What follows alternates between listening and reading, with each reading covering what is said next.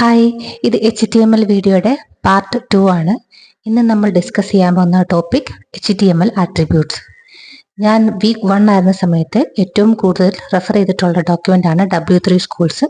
അതിൽ HTML ട്യൂട്ടോറിയലിൽ നമുക്ക് വേണ്ട എല്ലാ കാര്യങ്ങളും ചെറിയ ഡെഫിനിഷനായിട്ട് ഇതിൽ കൊടുത്തിട്ടുണ്ട്. പ്രാക്ടീസ് ക്വസ്റ്റ്യൻസും എല്ലാം ഉണ്ട്.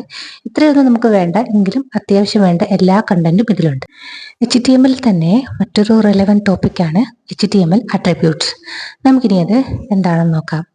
All HTML element can have attributes. ഈ ആട്രിബ്യൂട്ട്സ് കൊണ്ട് ഉദ്ദേശിക്കുന്നത് എന്താണ്?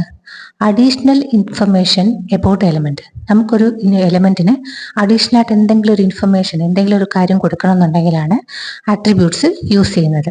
ഫോർ എക്സാമ്പിൾ, നമുക്ക് എ ടാഗ് എടുക്കാം. എ ടാഗ് എന്ന് ഉദ്ദേശിക്കുന്നത് ആങ്കർ ടാഗ് ആണ്. അത് നമുക്ക് ഏതെങ്കിലും പേജിലോട്ട് റീഡയറക്ട് ചെയ്യണമെങ്കിലാണ് ഈ ടാഗ് ഉപയോഗിക്കുന്നത്. അതിൻ്റെ ഒരു ആട്രിബ്യൂട്ടാണ് href. ഈ hrefനകത്ത് നമ്മൾ പോകേണ്ട പാത്ത് നമുക്ക് കൊടുക്കാം. ഞാനിപ്പോൾ ഇവിടെ ഗൂഗിളിൽ നിന്ന് ടൈപ്പ് ചെയ്യുകയാണ്. എന്നിട്ട് ഗൂഗിളിൻ്റെ ലിങ്ക് ഉണ്ടല്ലോ, നമുക്ക് അതുകൊണ്ട് പേസ്റ്റ് ചെയ്യാം. ഞാനിവിടെ google.com ടൈപ്പ് ചെയ്യാണ്. അതിൻ്റെ എക്സാക്ട് ലിങ്ക് കിട്ടാൻ വേണ്ടിയിട്ട് അത് കോപ്പി ചെയ്തു. നേരെ ഇവിടെ വന്നിട്ട് hrefൻ്റെ ആ ഡബിൾ കോട്ട്സിനകത്ത് പേസ്റ്റ് ചെയ്യുന്നു. ഇനി നമുക്കിതൊന്ന് റൺ ചെയ്ത് നോക്കാം. ഞാൻ ഒന്നുകൂടെ ലൈവ് സെർവർ എടുക്കുകയാണ്. നമുക്ക് നോക്കാം എന്താ വരുന്നതെന്ന്. കണ്ടോ, google.com എന്നുള്ളത് വന്ന് ഞാൻ സൂം ചെയ്ത് കാണിച്ചു തരാം. കണ്ടോ, ഗൂഗിൾ എന്ന് പേര് വന്നു. നമ്മൾ ആ ലിങ്കിൽ ക്ലിക്ക് ചെയ്യുന്ന സമയത്ത് ഗൂഗിൾ പേജിലോട്ട് വന്നു. അപ്പോൾ ഈ ഒരു പർപ്പസിന് വേണ്ടിയിട്ടാണ് ആങ്കർ ടാഗ് അഥവാ എ ടാഗ് യൂസ് ചെയ്യുന്നത്. ഇനി നമുക്ക് മറ്റൊരു ടാഗ് നോക്കാം. എ ടാഗ് പോലെ തന്നെ ആട്രിബ്യൂട്ട്സ് ഉള്ള മറ്റൊരു ടാഗാണ് img. ഇമേജിന് വേണ്ടി യൂസ് ചെയ്യുന്ന img ടാഗ്. img എന്ന് ടൈപ്പ് ചെയ്തപ്പോൾ തന്നെ കണ്ടോ, രണ്ട് ആട്രിബ്യൂട്ട്സ് വന്ന്, ഒന്ന് srcയും ഒന്ന് ആൾട്ടും. നമുക്കിനി ഇതിൻ്റെ ഡോക്യുമെന്റേഷനോട് നോക്കാം. താഴത്തോട്ട് നോക്കൂ. src attribute. src ആട്രിബ്യൂട്ട് എന്തിനാണ് യൂസ് ചെയ്യുന്നത്? Used to embed an image in an HTML page. ഇതിൽ താഴെ എക്സാമ്പിൾ കൊടുത്തിരിക്കുന്നുണ്ടോ? img src ഈക്വൽ ടു ഒരു ഇമേജിന്റെ പേര്. നമുക്കിവിടെ ഇമേജിന്റെ പേരും കൊടുക്കാം. അത് കൂടാതെ തന്നെ നമുക്ക് നേരിട്ടൊരു ഇമേജ് എടുക്കാം. ഞാനിപ്പോൾ ജസ്റ്റ് ഇമേജ് എന്ന് ടൈപ്പ് ചെയ്യുന്നു. എന്നിട്ട് റാൻഡംലി ഒരു ഇമേജ് എടുക്കാം. നമുക്ക് ഈ ഇമേജ് എടുക്കാം.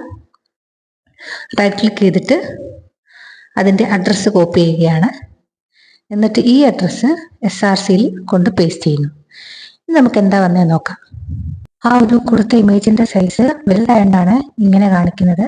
നമുക്കതിലൊരു ചെറിയ അഡ്ജസ്റ്റ്മെന്റ് നടത്താം. അതിനു മുന്നേ വേറൊരു ആട്രിബ്യൂട്ട് നമ്മൾ കണ്ടിരുന്നു, ഓൾട്ട്. ഞാനിപ്പോൾ തൽക്കാലം അതിൽ ഇമേജ് എന്ന് പറഞ്ഞ് കൊടുക്കുകയാണ്. ഞാൻ പിന്നീട് എക്സ്പ്ലെയിൻ ചെയ്യാം.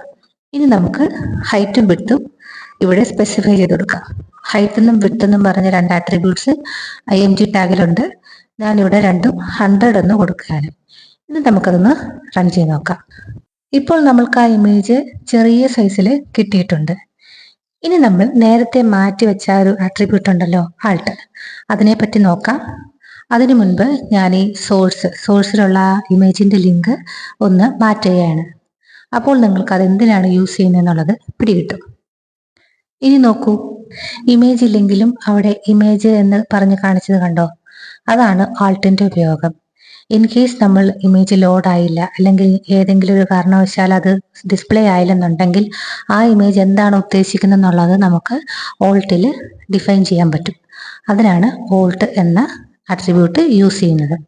നമ്മൾക്ക് ഇമേജിനെ ഇങ്ങനെ ലിങ്ക് ആയിട്ടല്ലാതെ ആ സെയിം ഫോൾഡറിൽ തന്നെ അതിൻ്റെ ഫയൽസ് കൊണ്ടിട്ട് അതിനെ ഡയറക്റ്റ് കോൾ ചെയ്യാൻ പറ്റും. ഈ ഒരു ഡോക്യുമെന്റേഷൻ അതിൻ്റെ ഫുൾ ഡീറ്റെയിൽസ് ഉണ്ട്. ഈ ഓൾട്ട് ആട്രിബ്യൂട്ടിനെ പറ്റിയിട്ടും ഈ പറഞ്ഞതിനെ പറ്റി എല്ലാം ഉണ്ട്. നിങ്ങൾക്ക് ജസ്റ്റ് റെഫർ ചെയ്യാവുന്നതാണ്. ഇനി നമുക്ക് അടുത്ത ആട്രിബ്യൂട്ടിനെ പറ്റി ഡിസ്കസ് ചെയ്യാം. അതാണ് സ്റ്റൈൽ ആട്രിബ്യൂട്ട്. പേര് സൂചിപ്പിച്ച പോലെ തന്നെ നമ്മൾ ഒരു എലമെന്റിന് സ്റ്റൈൽ ആഡ് ചെയ്യാൻ വേണ്ടിയിട്ടാണ് ഈ ആട്രിബ്യൂട്ട് യൂസ് ചെയ്യുന്നത്. ഞാൻ അതിനായിട്ട് തിരഞ്ഞെടുത്തിരിക്കുന്നത് ഈ ഒരു p ടാഗാണ്.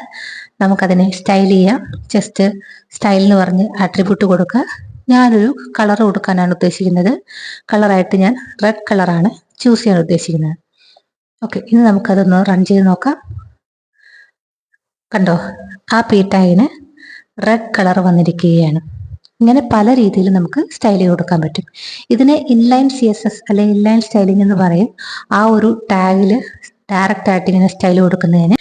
ഇത് കൂടാതെ തന്നെ ഇന്റേണൽ ആയിട്ടും അല്ലെങ്കിൽ എക്സ്റ്റേണൽ ആയിട്ടും നമുക്ക് സ്റ്റൈലിംഗ് ആഡ് ചെയ്യാം. അതിന് ഇന്റേണൽ CSS അല്ലെങ്കിൽ എക്സ്റ്റേണൽ CSS എന്നൊക്കെ പറയും. അത് CSSന്റെ ചാപ്റ്റർ വരുമ്പോഴായേ നമുക്ക് അതിനെപ്പറ്റി കൂടുതൽ പഠിക്കേണ്ടതുള്ളൂ. ഞാൻ ജസ്റ്റ് മെൻഷൻ ചെയ്തതേ ഉള്ളൂ ഈ ഒരു സ്റ്റൈൽ ആട്രിബ്യൂട്ട് വന്നപ്പോൾ. ഇനി നമുക്ക് കണ്ടോ, ഇതുപോലെ കുറേ സ്റ്റൈൽസ് ആഡ് ചെയ്യാൻ പറ്റും. നമുക്ക് അടുത്ത ആട്രിബ്യൂട്ട്സ് നോക്കാം. ഇത്രയും പറഞ്ഞതാണ് മെയിൻ ആട്രിബ്യൂട്ട്സ്. ഇത് കൂടാതെ ഉണ്ട്, ലാംഗ്വേജിന് വേണ്ടിയിട്ട് ടൈറ്റിൽ, അങ്ങനെ കുറേ കാര്യങ്ങളുണ്ട്. മെയിനായിട്ടും ഇത്രയും ആട്രിബ്യൂട്ട്സ് ആണ് ഉള്ളത്. അപ്പോൾ ഇത്രയേ ഉള്ളൂ ഇന്നത്തെ വീഡിയോ. നമ്മൾ ഇന്ന് പഠിച്ചത് ആട്രിബ്യൂട്ട്സിനെ പറ്റിയിട്ടാണ്. ആട്രിബ്യൂട്ട്സ് HTML എലമെന്റ്സിന് അഡീഷണൽ ആയിട്ടൊരു ഇൻഫർമേഷൻ കൊടുക്കാൻ വേണ്ടി യൂസ് ചെയ്യുന്നതാണ്. അത് HTML വളരെ പ്രധാനപ്പെട്ട ഒരു ടോപ്പിക്കാണ്. ഇത് നമ്മൾ എപ്പോഴാണെങ്കിലും യൂസ് ചെയ്യേണ്ടി വരും.